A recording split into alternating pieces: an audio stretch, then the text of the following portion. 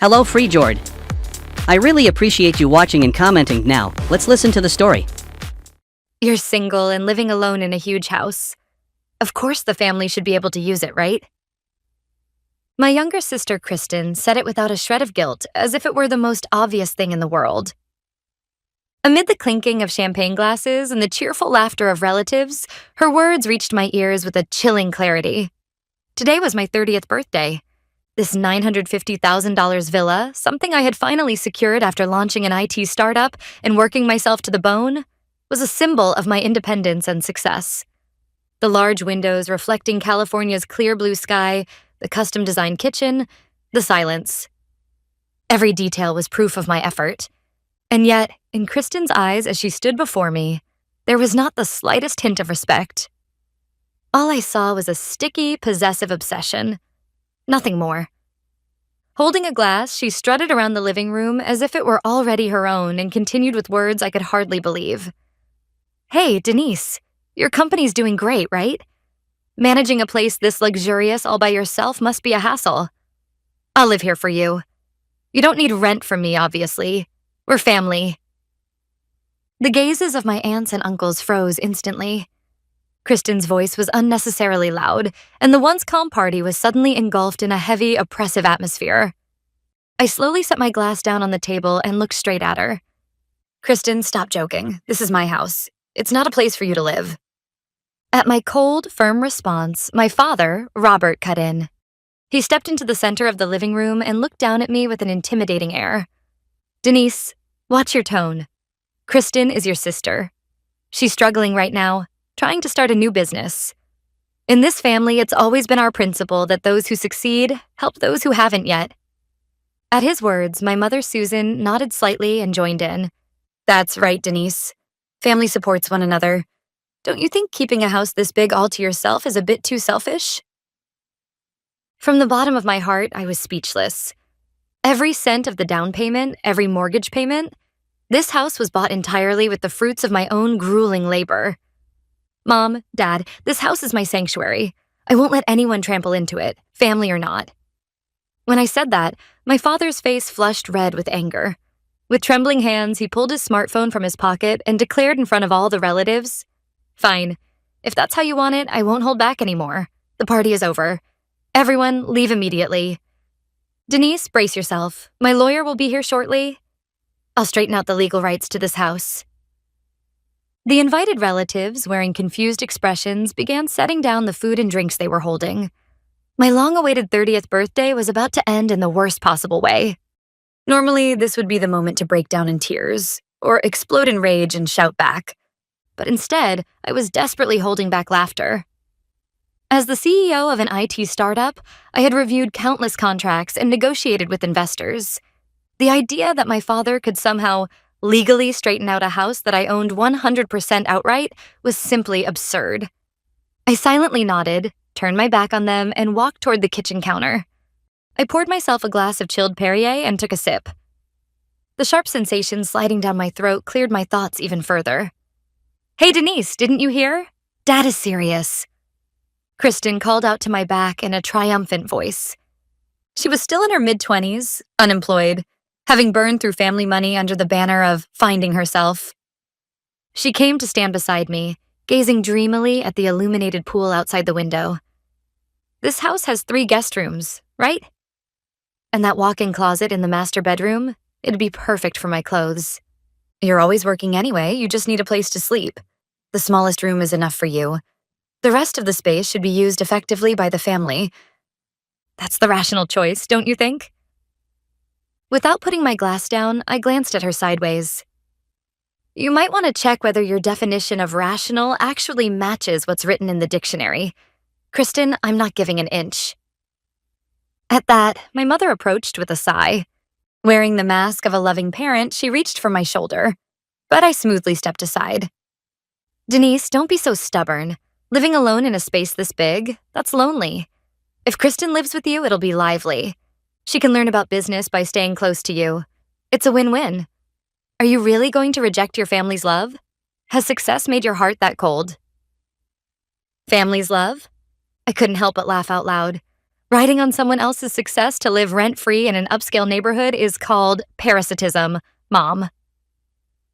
The silence in the living room was unbearably heavy, the relatives' stares piercing into us. Unable to stand it any longer, my mother forced an awkward smile and grabbed my arm. "Denise, everyone is watching. Let's not argue here.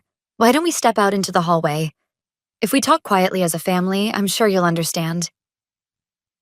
Accepting my mother's suggestion, I left the living room with my father, my mother, and Kristen, and we moved into the wide hallway. The moment we stepped into the silent corridor, something happened. A certain smell tickled my nose, completely different from the aromas of food and wine drifting from the living room. It was that cheap, cloyingly sweet perfume Kristen always wore. This wasn't the scent of someone merely standing beside me. It was heavier, ingrained, like it was seeping out from deeper inside the house, from the residential area upstairs. A bad feeling shot through me, and I sprinted up the stairs to the second floor. "Hey, Denise, where do you think you're going?" my mother shouted after me. Ignoring her, I flung open the door to the guest suite. The sight inside made me catch my breath. In what should have been a pristine guest room, one I hadn't invited anyone to use yet, several gaudy, familiar suitcases were scattered across the floor. From the closet spilled out dresses in unmistakably Kristen's terrible taste. Her handbag was tossed onto the bed, and cosmetics were strewn messily across the dresser. What is this supposed to mean? Kristen, who had followed me upstairs, leaned against the doorframe and smiled slyly. Something glinted in her palm. It was a duplicate of the high-security smart key I had specially commissioned when designing this house. Something no ordinary locksmith should have been able to copy. "Surprised?" she said smugly. "Dad helped me make it while you were away on a business trip to San Francisco. Leaving one of your keys at Mom and Dad's place was your fatal mistake. I figured it was basically a sign saying, 'Family can use it freely,' so I happily took you up on it." She showed no shame at all. If anything, she puffed up as if playing the role of the clever little sister. My father and mother caught up moments later, making no attempt to hide anything. "Denise, don't make such a scary face," my father said casually as he walked past me and sat down on the luxurious leather sofa in the guest room. "It's basic risk management for parents to have a spare key to their daughter's house. What if you collapsed? What if there was a fire? We're always worried about you." "Worried?" I sneered. "That's hard to believe. Bringing in luggage without my permission and occupying my private space? Is that what you call risk management?" I threw open the closet door. Where my business suits should have been were Kristen's flashy party dresses and piles of shoes I didn't even know the origin of. "This is practically theft. Kristen, pack your things and leave immediately. Otherwise..." "Otherwise what?" Kristen shrieked. "You're always like this, Denise. Acting like you're the only special one. You think you built your company all by yourself? Dad raised you strictly when you were little, didn't he? Mom cooked healthy meals to support you, didn't she? And this is how you repay them, refusing to lend one room?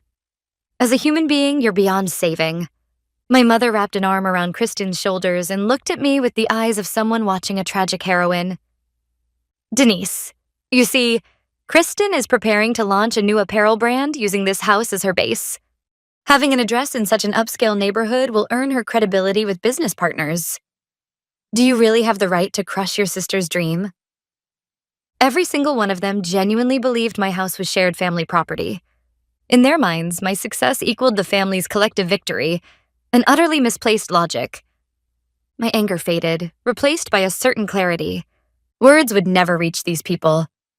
Neither logic nor emotion would survive their filter of greed. They would all be twisted into the selfish refusal of an ungrateful daughter. "Fine," I said quietly. "Didn't you say you called a lawyer, Dad? Then let's discuss this thoroughly, with a third party present." "You should have said that from the start," my father replied, nodding in satisfaction. "I've already called my friend, Attorney Morris. He specializes in real estate disputes.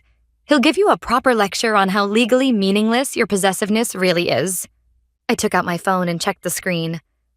Dozens of notifications stared back at me, alerts from the hidden cameras installed throughout the house, going back several days. Yes, I already knew. While I was away on business, they had entered my house repeatedly, lounged on my bed, and helped themselves to expensive vintage bottles from my wine cellar. The reason I had deliberately invited the entire family to this housewarming party was for this very moment. Hey, Kristen, that spare key you found at Mom and Dad's, did you really think I'd simply forgotten it there by accident? At my cold question, Kristen's triumphant smile froze instantly. What are you talking about? It's your fault for leaving it there. No, it was bait. I knew from the beginning that you'd copy it and start invading my house while I was away. Anticipating risks several moves ahead and acting first. That's what I do best as a business owner. Your shallow greed was easier to read than a bug-ridden program. So this was all a setup from the very beginning? My father pointed at me with a trembling finger, his voice shaking with rage. That's right, Dad. I didn't gather all the relatives here today to celebrate my new house. I invited them so that, in front of a large crowd of witnesses with no escape, every single one of them could watch you dig your own grave. This party was a perfectly designed trap, one I set to bury you socially.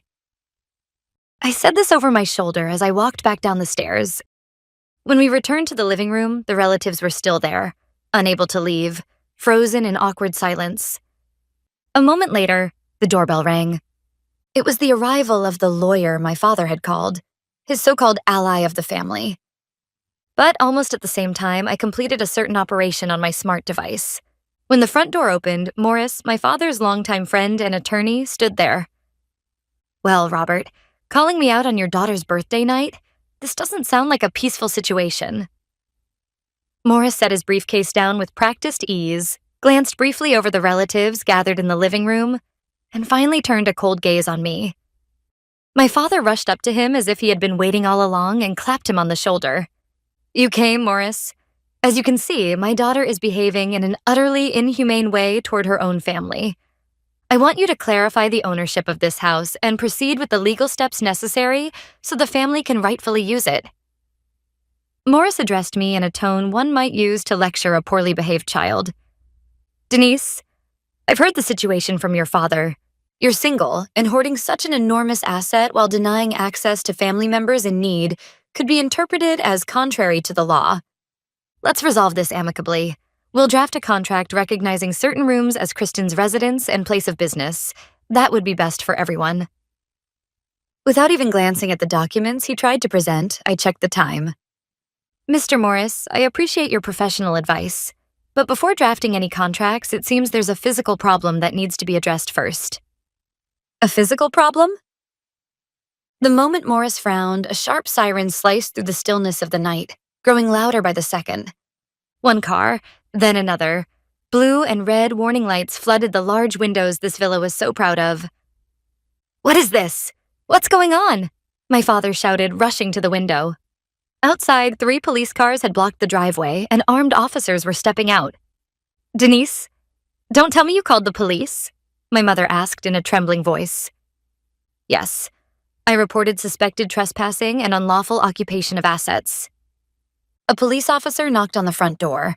I calmly opened it and welcomed 2 officers inside. Thank you for coming. I'm Denise Parker, the one who filed the report. The affected areas are the guest room on the 2nd floor, as well as the kitchen and the wine cellar. Wait! This is a mistake, my father shouted, pushing forward. I'm the homeowner's father. This is just a family dispute. There's no need for police involvement. This lawyer here can prove that. But the officer stopped him with a sharp look. Mr. Parker, according to the report, the security system detected an intrusion using an unauthorized duplicate key, and there is evidence of repeated unlawful entry over several days. We'll need to inspect the premises. Morris was visibly shaken by the police presence. He had come to help my father, but standing before officers, he understood better than anyone how powerless family sentiment was as a shield. As the relatives watched in stunned silence, I mirrored my phone's screen onto the massive monitor in the living room. Everyone, let's take a look at what happened in this house during the 3 days I was in San Francisco. The screen displayed clear night vision footage. It showed my father unlocking the door with the illegally made key, followed by Kristen and my mother entering triumphantly. Kristen danced in my living room. My mother opened my expensive jewelry box and tried things on without permission. My father carried bottles worth thousands of dollars each out of my wine cellar. Then the audio recording played. Denise is so naive, working honestly like that. Once we establish the facts on the ground, she won't dare kick us out because she'll worry about appearances. This house is ours." Kristen's mocking voice echoed through the living room, and a wave of shocked murmurs rippled through the relatives. "That's horrible. I can't believe it was all so calculated." I turned back to the officers. "They deliberately entered my home while I was away and damaged my assets. Even now, they've brought in their belongings and continue to occupy the house without my consent. This is a clear crime." Faced with the irrefutable evidence on the screen, Morris dropped the fountain pen he had been holding. He couldn't even bring himself to look at my father. He just stood there, stunned. "Well then, Mr. Parker," one of the officers said, stepping directly in front of my father, "we've reviewed the footage. You stated that you made the key to manage your daughter's house. But in these videos, you appear to be browsing through her jewelry without permission and consuming expensive alcohol. Furthermore, there is an audio recording in which you say you intend to create a fait accompli so she won't be able to kick you out. This goes beyond management. It constitutes suspected premeditated trespassing, theft, and unlawful appropriation of property."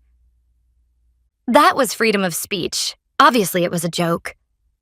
My father's voice cracked, sweat pouring down his forehead. He looked desperately to Morris, the attorney, for help, but Morris had already closed his briefcase and stepped back. "Robert, I'm sorry, but in this situation, there's nothing I can do," Morris said quietly. "Before any legal advice can even be given, clear evidence of criminal activity has been made public. If I stay here any longer, my own law license could be at risk." With those words, the family's last remaining shield vanished. Next, an officer stopped Kristen, who was coming down the stairs clutching her belongings. "Miss, what's inside that bag?" "What do you mean? Obviously my clothes. Are you saying staying at my sister's house is a crime?" She tried to bluff as usual, but when the officer asked her to open the bag, her hands began to shake violently. Inside were branded accessories taken from my closet and several unopened high-end cosmetics. These were supposed to be gifts. Denise is single and has more than she could ever use. The bags would be happier if I used them. One of my aunts finally snapped. "How shameless can you be, Kristen? Have you ever once thought about how hard Denise worked to build this life?" The officers continued methodically. "Denise, we'll proceed with filing the formal report. Please submit records showing how the duplicate key was made without authorization, along with the timestamps of the intrusions." Yes, the smart lock access logs and the full set of cloud-stored surveillance footage are already prepared for transfer to the police server. As I operated my device, the data synchronized instantly with the officer's tablet. As the CEO of an IT startup, my home security was built on a level far beyond that of an ordinary household. "This is flawless evidence," the officer said, nodding.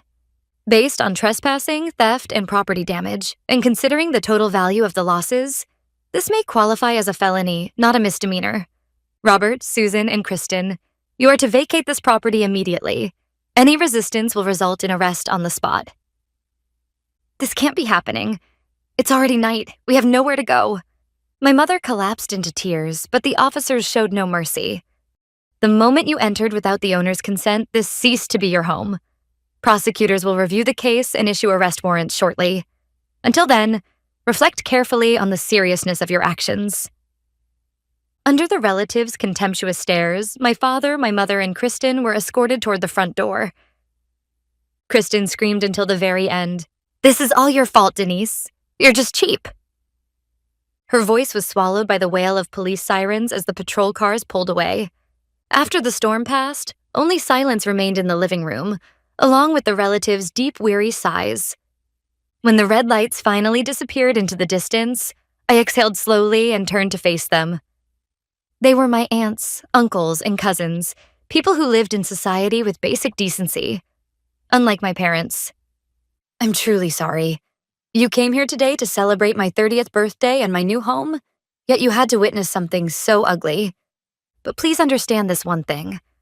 I invited you here because I wanted the truth to be seen openly, not handled in secret." My uncle stepped forward and gently patted my shoulder. "You don't need to apologize, Denise. If anything, forgive us for not realizing how much you were carrying alone. I never imagined Robert had become so greedy. Your decision was the right one. What they did is unforgivable, not just as family, but as human beings. The others echoed their support. Threatening you with a lawyer, no real parent would do that. If you ever need help, Denise, call us anytime. We're on your side. One by one, they left with words of encouragement.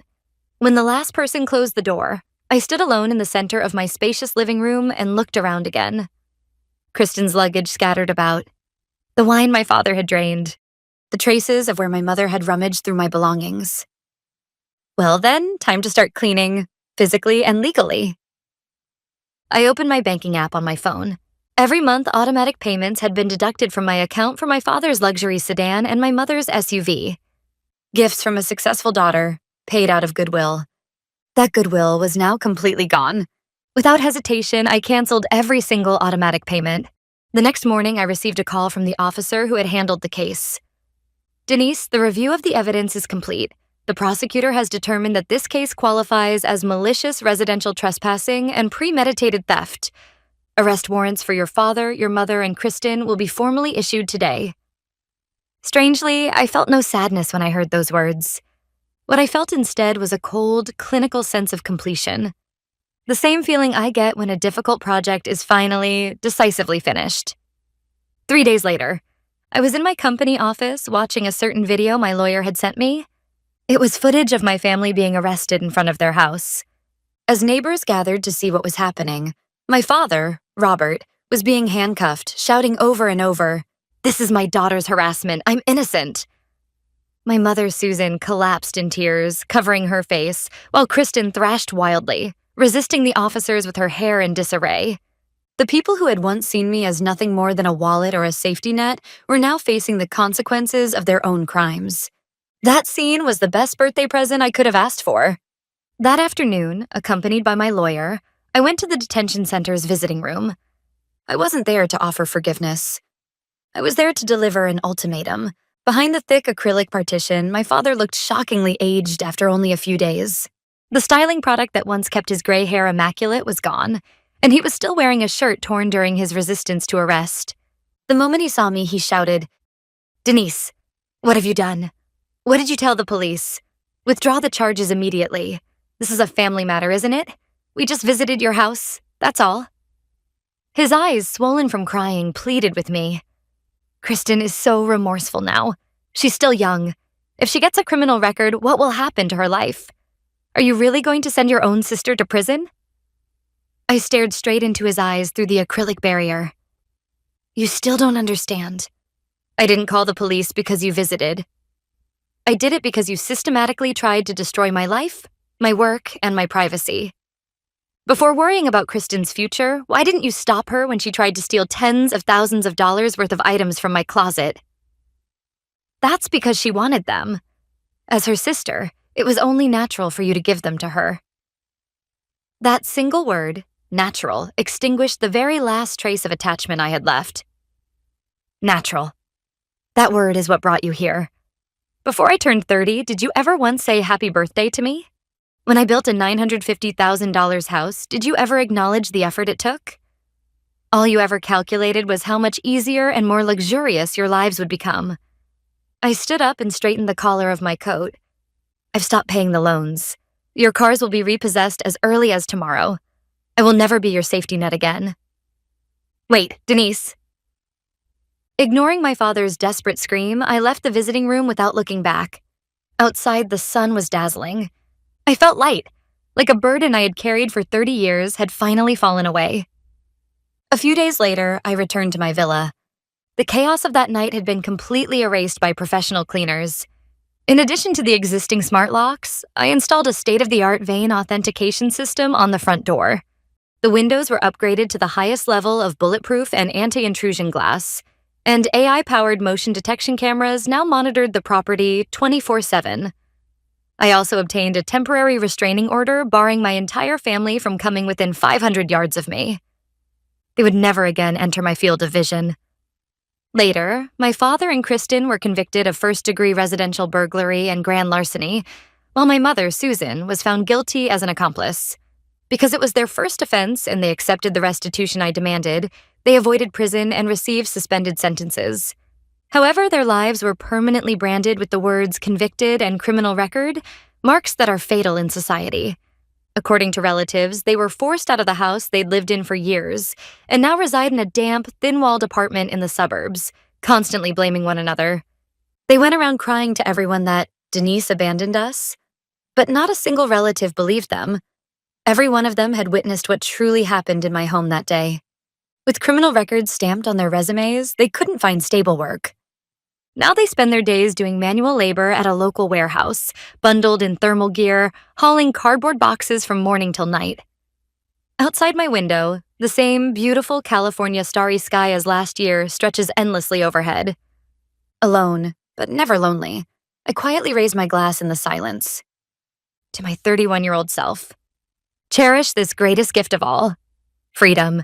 What I gained on my 30th birthday wasn't a $950,000 villa. It was my own life that no one will ever threaten again.